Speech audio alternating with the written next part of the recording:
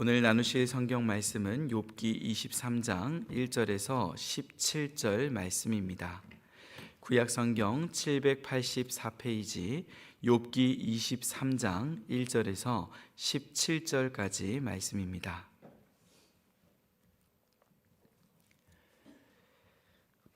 차례로 교독해서 읽고 마지막 절은 함께 읽겠습니다. 욥이 대답하여 이르되 오늘도 내게 반항하는 마음과 근심이 있나니 내가 받는 재앙이 탄식보다 무거움이라. 내가 어찌하면 하나님을 발견하고 그의 처소에 나아가랴. 어찌하면 그 앞에서 내가 호소하며 변론할 말을 내 입에 채우고 내게 대답하시는 말씀을 내가 알며 내게 이르시는 것을 내가 깨달으랴. 그가 큰 권능을 가지시고 나와 더불어 다투시겠느냐? 아니로다. 도리어 내 말을 들으시리라. 거기서는 정직한 자가 그와 변론할 수 있은즉 내가 심판자에게서 영원히 벗어나리라. 그런데 내가 앞으로 가도 그가 아니 계시고 뒤로 가도 보이지 아니하며 그가 왼쪽에서 일하시나 내가 만날 수 없고 그가 오른쪽으로 돌이키시나 배울 수 없구나. 그러나 내가 가는 길을 그가 아시나니 그가 나를 단련하신 후에는 내가 순금같이 되어 나오리라. 내 발이 그의 걸음을 바로 따랐으며 내가 그의 길을 지켜 치우치지 아니하였고 내가 그의 입술의 명령을 어기지 아니하고 정한 음식보다 그의 입의 말씀을 귀히 여겼도다. 그는 뜻이 일정하시니 누가 능히 돌이키랴. 그의 마음에 하고자 하시는 것이면 그것을 행하시나니 그런즉 내게 작정하신 것을 이루실 것이라. 이런 일이 그에게 많이 있느니라. 그러므로 내가 그 앞에서 떨며 지각을 얻어 그를 두려워하리라. 하나님이 나의 마음을 약하게 하시며 전능자가 나를 두렵게 하셨나니 이는 내가 두려워하는 것이 어둠 때문이나 흑암이 내 얼굴을 가렸기 때문이 아니로다. 아멘. 욥의 상황은 마치 영화 쇼생크 탈출의 주인공과도 닮아 있습니다. 아내의 외도를 발견하고 충격을 받은 상황에 누군가 아내와 외도남을 죽여 자신이 혐의를 뒤집어 쓰고 감옥에 갇히게 됩니다. 사람들은 모두 그를 의심하고 정죄하지만 그는 자신의 결백함을 주장하게 됩니다. 그런 상황에서 만약 변호사조차 자신을 의심하고 순순히 자백하고 형량이라도 줄여서 용서받자고 계속해서 달랜다면 당사자가 얼마나 억울하겠습니까? 오늘 이 세 친구의 역할은 욥을 의심하고 자백을 강요하는 변호사와 같습니다. 그러나 욥은 짓지 않은 죄를 고백하고 용서를 받고자 하는 마음이 없습니다.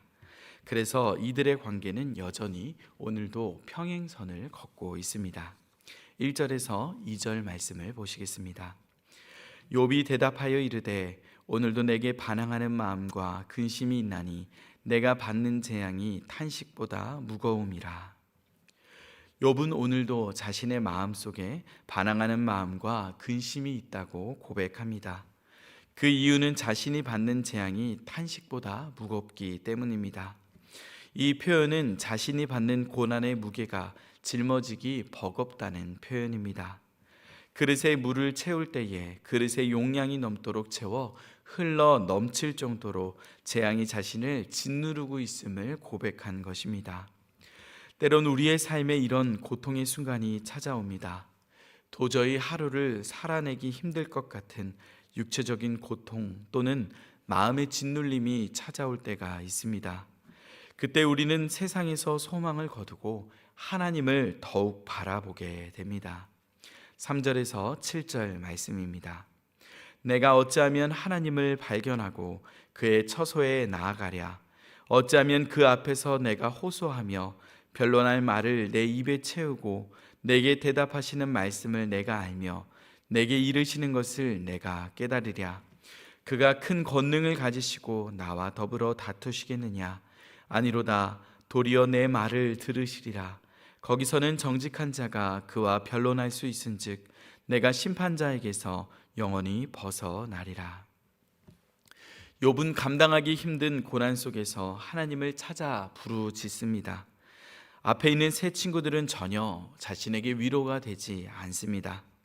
자신의 마음과 정직함을 도리어 의심하고 있습니다.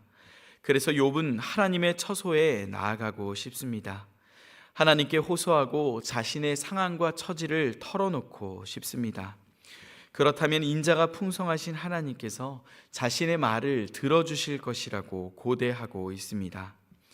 욥의 고백은 억울한 고난을 당한 자가 의지할 분이 하나님뿐이 없음을 우리에게 알려줍니다. 우리가 고난을 당하거나 억울한 상황에 놓이게 될 때 사람들은 진실을 보려 하기보다 언론과 다른 사람들의 말에 귀를 기울이며 함께 손가락질하고 정죄하기 쉽습니다. 그러나 하나님의 백성들은 그 상황 속에 조용히 하나님께 우리의 시선과 마음을 두어야 합니다. 세상 모든 사람이 우리를 오해하고 정죄할 때에도 하나님 한 분만은 모든 것을 아시기 때문입니다.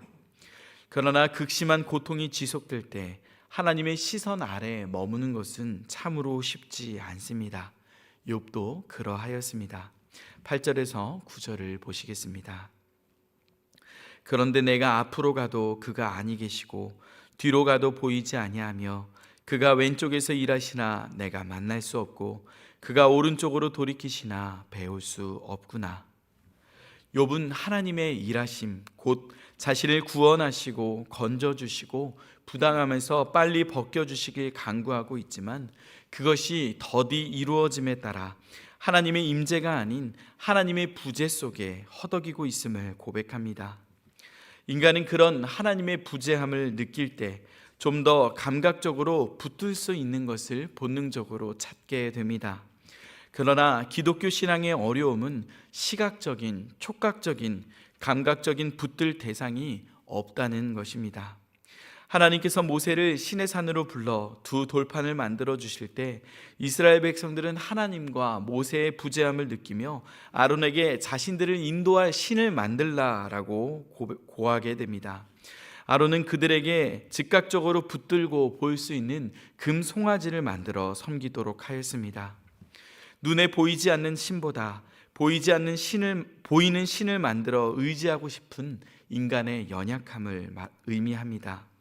그래서 많은 종교에서 보이지 않는 하나님을 보이는 신으로 만들어 섬기려 합니다. 돌과 금과 형상, 자연 등 뭔가 힘이 있고 감각적이고 붙들 수 있는 형태로 신을 만들어 섬깁니다. 그러나 조금만 더 고민해 본다면 그것이 하나님을 대체할 수 없음을 우리는 깨닫게 됩니다. 사람의 손으로 만든 것과 피조물은 우리를 구원할 수 없습니다. 도리어 잘못된 신관을 갖게 되므로 오히려 진리에서 우리를 멀어지게 만들 뿐입니다. 10절에서 12절 말씀을 이어서 보시겠습니다. 그러나 내가 가는 길을 그가 아시나니 그가 나를 단련하신 후에는 내가 순금같이 되어 나오리라. 내 발이 그의 걸음을 바로 따랐으며 내가 그의 길을 지켜 치우치지 아니하였고 내가 그의 입술의 명령을 어기지 아니하고 정한 음식보다 그의 입의 말씀을 귀히 여겼도다. 10절은 욥기에서 가장 유명한 고백 중에 하나이며 고난 속에 많은 위로를 주는 말씀이기도 합니다. 이 본문은 두 가지로 해석될 수 있는데 오늘 본문에 적힌 의미와 또한 하나님께서 나를 아시기에 하나님께서 나를 감찰 혹은 시험하시고 순금처럼 정결함을 확증해 주실 것을 기대하고 있는 말씀입니다. 새번역 성경은 이 말씀을 이렇게 번역합니다. 하나님은 내가 발 한 번 옮기는 것을 다 알고 계실 터이니 나를 시험해 보시면 내게 흠이 없다는 것을 아실 수 있으련만. 이처럼 자신의 결백함을 간구하는 고백이든지 미래에 대한 하나님의 인도하심을 신뢰하는 고백이든지 욥은 절대적으로 하나님을 바라보고 있음을 알 수 있습니다. 미국의 기독교 작가 필립 얀시가 쓴 내 안에 하나님이 없다라는 책이 있습니다. 이 책의 영문 제목은 Reaching for the Invisible God이라는 제목입니다. 직역하면 보이지 않는 하나님께 다가가기 정도로 해석할 수 있습니다. 이 책에서 필립 얀시는 고난과 의심의 터널을 지나면서도 신앙의 자리를 벗어날 수 없었던 이유를 이렇게 고백합니다. 내가 교회 안에 남아있는 가장 분명한 이유 가운데 하나는 다른 특별한 대안이 없기 때문이다.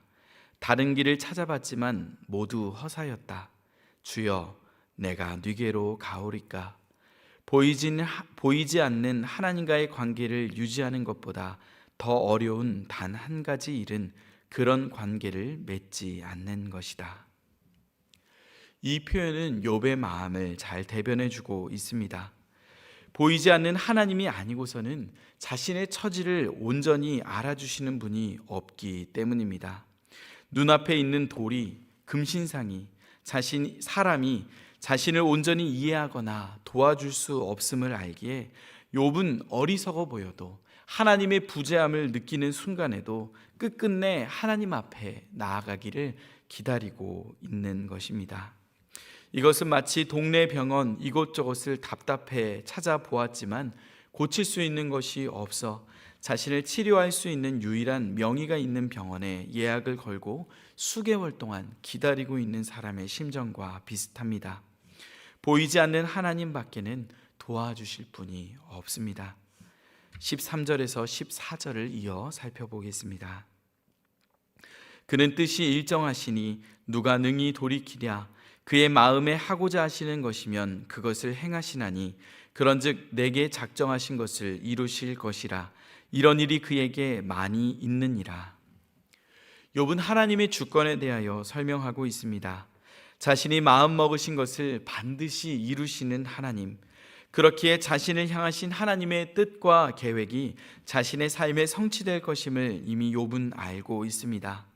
그러나 이 하나님의 주권에 대한 믿음이 자신에게 두려움으로 변하게 됩니다. 15절에서 17절을 보시겠습니다. 그러므로 내가 그 앞에서 떨며 지각을 얻어 그를 두려워하리라. 하나님이 나의 마음을 약하게 하시며 전능자가 나를 두렵게 하셨나니 이는 내가 두려워하는 것이 어둠 때문이나 흑암이 내 얼굴을 가렸기 때문이 아니로다. 욥의 이 고백은 자신을 향하신 하나님의 뜻이 반드시 성취될 것이기에 그것을 막을 수 없는 자신의 연약함 속에 두려워 떠는 영혼의 눈물이라 할 수 있습니다. 곧 전능하신 하나님의 주권에 대한 경외와 두려움입니다. 이는 마치 인간이 아무리 과학이 발전한다 할지라도 피할 수 없는 지구와 우주의 질서처럼 우리의 한계를 벗어난 하나님의 주권과 하나님의 힘을 나타내고 있습니다. 욥은 이 고백을 하면서 자신의 삶에 찾아온 인생의 화살들을 돌아보았을 것입니다. 욥을 향해 날아온 첫 번째 화살은 그의 소유와 자녀들을 빼앗아 갔습니다. 스바 사람들이 침략하여 종들을 죽이고 소와 나귀를 탈취해 갔습니다. 날아온 화살은 자연재해였습니다. 하늘에서 불이 떨어져 양과 종들을 살라 버렸습니다. 또한 갈대아 사람이 낙타를 빼앗아 갔습니다. 그리고 또한 바람이 불어 집이 무너져 자녀들이 하루아침에 모두 죽게 됩니다. 강도와 자연재해를 통해 재산과 모든 자녀를 잃어버리게 된 것입니다. 그 다음 욥에게 날라온 두 번째 화살은 정수리에서 발바닥까지 찾아온 종기였습니다. 이어 날라온 화살은 아내의 배신이었고 믿었던 친구들이 무지함 속에 던진 정죄의 화살이었습니다. 여기까지 욥을 향해 날라온 인생의 화살들을 돌아본다면 강도와 자연재해와 죽음과 병과 배신과 무지였습니다. 그렇다면 욥이 한 번에 당한 이 고난들은 무엇을 의미합니까? 욥만 이런 고통을 당한 것입니까? 지금도 온갖 사기꾼과 도둑과 강도들에 의해 우리의 소중한 것들을 빼앗긴 분들이 얼마나 많습니까? 지금도 온갖 자연재해를 통해 삶의 터전과 생명을 잃어버린 사람들이 많지 않습니까? 지금도 사람들에게 배신을 당하고 또한 무지함으로 서로가 서로를 괴롭히고 정죄하는 갈등 상황에서 가정과 국가와 세계 여러 나라들이 서로에게 아픔을 주고 고통당하고 있지 않습니까? 그렇다면 도대체 왜 이런 일들이 반복해서 일어나고 있는 것입니까? 욥의 문제는 곧 우리의 문제입니다. 욥이 고백하고 있는 하나님의 주권과 인간의 자유의지 그 사이의 틈바구니 속에서 발생하는 온갖 문제들이 여전히 우리의 삶에 가득합니다. 우리는 삶의 비극을 놓고 자신이 초래한 문제들 또한 자신이 초래하지 않은 비극들 모두 하나님께 화살을 돌리려 합니다.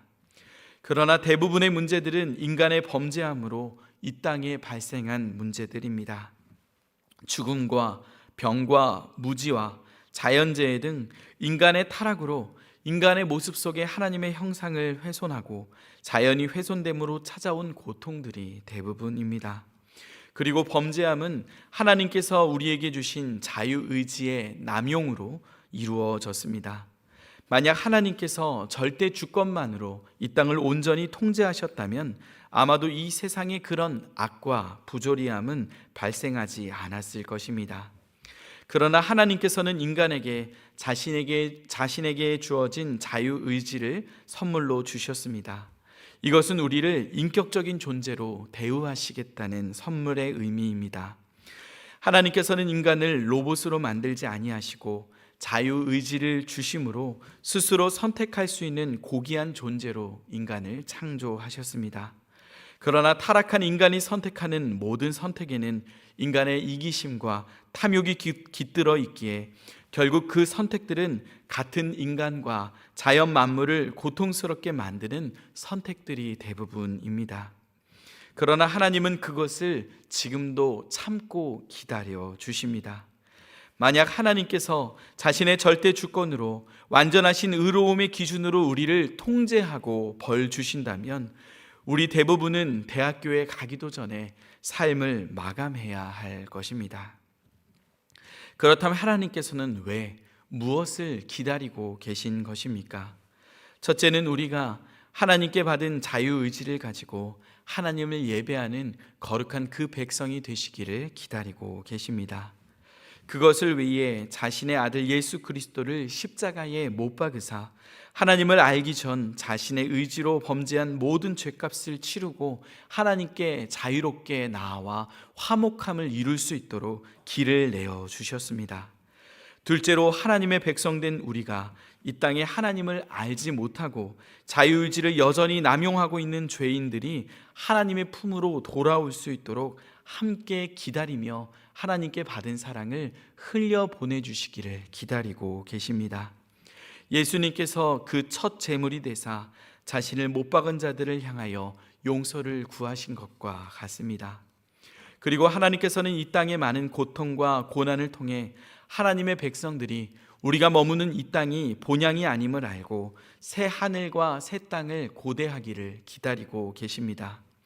만약 이 땅이 완전히 만족스럽고 행복하다면 우리는 하나님께서 우리를 위해 예비하신 본향을 사모하거나 고대하지 않을 것입니다.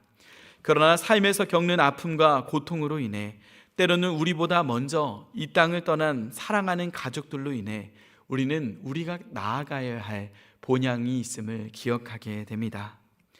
또한 우리는 나이를 먹어감에 따라 몸이 약해지고 여러 가지 사건 사고를 당하게 됩니다. 이것은 하나님이 우리를 사랑하시지 않는 까닭이 아닙니다. 이것은 그리스도인이나 비그리스도인이나 동일하게 경험하는 과정입니다. 그렇다면 이 고난이 고통만을 주는 것입니까? 아닙니다. 우리의 몸에 고통을 느끼는 감각은 실은 하나님의 선물입니다. 고통이 없다면 우리는 내가 병에 걸린 것도 위험에 처한 것도 모른 채 죽음을 맞이하게 될 것입니다. 나이를 먹으며 병과 아픔이 찾아올 때 우리는 그것을 하나님의 사인으로 받아들여야 합니다. 우리의 성취와 성공에 취해 이 땅에 잠들어 있지 말고 영원의 때를 준비하라는 하나님의 메시지입니다. 불신자에게는 자신이 흙으로 돌아갈 존재임을 깨닫게 하시는 사인이며 또한 그리스도인들에게는 마치 출항하는 배를 놓치지 않고 백고동 소리를 듣고 하나님의 나라를 소망해야 한다라는 것을 알려주는 알림과도 같습니다. 이복에 이제 곧 배가 떠날 것인데 거기서 땅의 것에 취해 신호를 놓치지 말고 깨어서 얼른 이 배를 타게나라는 사랑의 음성인 것입니다. 이처럼 하나님은 자신의 주권으로 인간의 타락으로 말미암아 벌어진 온갖 부조리와 범죄함을 해결하기 위해 지금도 계속해서 일하고 계십니다. 마치 매일매일 집을 어지르는 아이와 그것을 깨끗이 청소하는 부모의 열심과도 같습니다. 아이는 부모가 청소를 해놓으면 바로 그 순간 온갖 잡동사니를 가져오고 장난감을 가지고 놀며 집을 또 더럽힙니다. 그러나 자녀의 성장을 기다려주는 부모는 또 치우고를 반복하며 자녀 스스로 그 물건을 정리할 수 있을 때까지 기다려주고 함께 그 곁에 머물러 줍니다. 여전히 오늘도 인간은 스스로의 자유의지를 남용하며 자신을, 타인을, 자연을 무너뜨리며 지구를 어지럽히고 있습니다. 그러나 신실하신 하나님께서는 여전히 자신의 주권으로 우리의 자유의지를 지켜주시면서도 계속해서 우리를 돌보시고 회개하고 하나님의 형상을 회복할 수 있도록 기다려주고 계십니다. 그 과정에서 생기는 고통과 부조리함과 고난이 때로는 우리를 아프게 하지만 우리에게 하나밖에 없는 아들을 내어주신 하나님의 사랑과 선하심을 기억하며 때로는 아프더라도 우리도 하나님과 함께 잃어버린 둘째 아들이 돌아오기를 기다려야 합니다. 때로는 포기하고 싶더라도 보이지 않는 하나님만이 우리 인생의 유일한 답임을 기억하며 오늘 하루도 힘차게 창문을 열고 보이지 않는 하나님을 믿음의 눈으로 바라보는 복된 하루가 되시기를 간절히 축원드립니다. 기도하시겠습니다. 하나님 아버지, 멈출 수 없는 인생의 고난 속에 욥은 간절히 하나님만을 바라보았습니다. 때론 그 고난의 시기가 길어져서 하나님께서 침묵하시는 것 같고 하나님의 일하심이 보이지 않는 것 같아 절망스럽기도 했지만 그럼에도 여전히 하나님 외에는 답을 주실 분이 없었기에 그는 하나님을 바라보았습니다. 오늘 우리도 그러합니다. 이 땅을 사는 우리는 인간의 이기심과 욕망으로 온갖 고통과 부조리와 병과 죽음과 악함으로 고통을 당합니다. 그러나 여전히 우리와 함께 하시고 또한 기어코 하나님의 주권으로 이 땅을 새롭고 거룩하게 만드실 주님을 신뢰하기에 오늘도 그 고난의 자리에서 눈을 들어 하나님을 바라봅니다.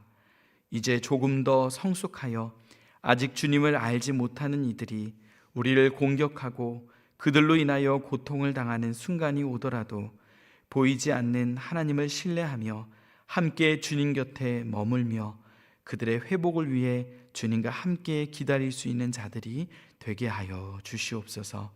예수님의 이름으로 기도드립니다. 아멘.